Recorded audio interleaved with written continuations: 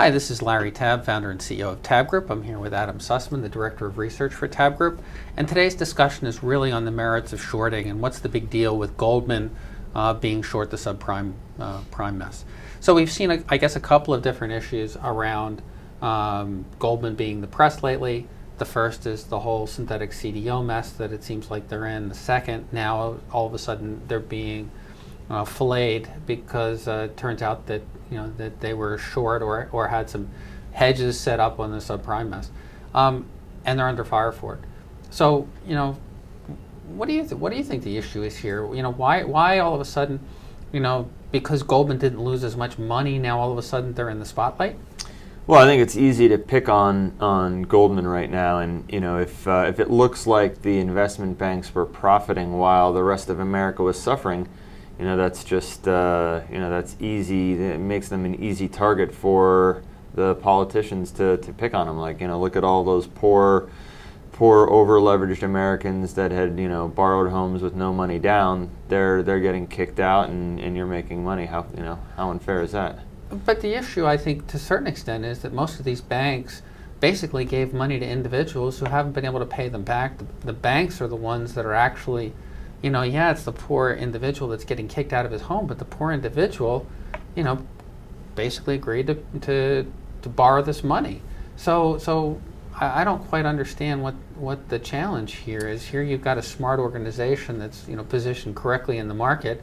And now they're getting blamed for not losing enough. Should we have given Goldman another $45 billion in money? Should they have lost that? Well, clearly that's what is the alternative to Goldman being short the housing market, and would that have been a more politically comfortable position for them to be in? So would you rather lose $100 million and look good to Barney Frank, or would you rather make $100 million and look like the bad guy? Obviously, I know where I'd stand on that issue. I think the issue is I guess to a certain extent what this looks like is the systematic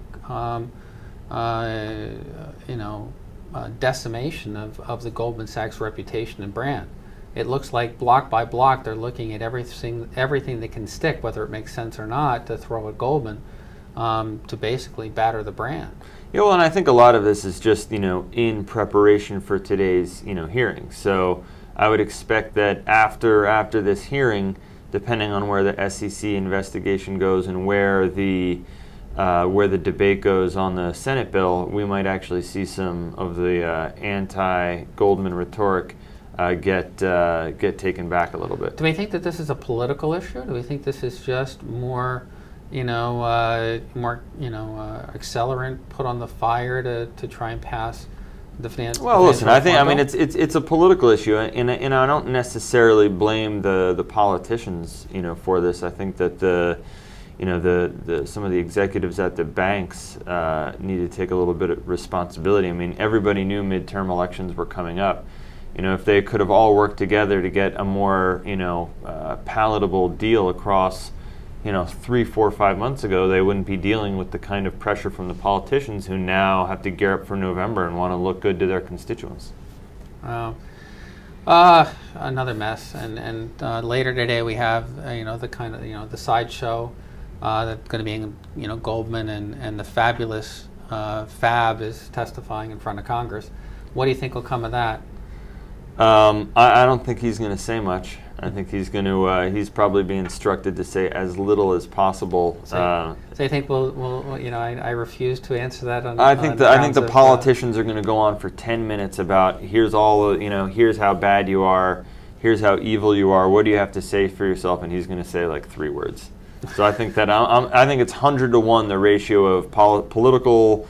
The politicians' words versus Goldman's words. It's just going to be those guys ranting and then Goldman being like, yeah, we don't think so.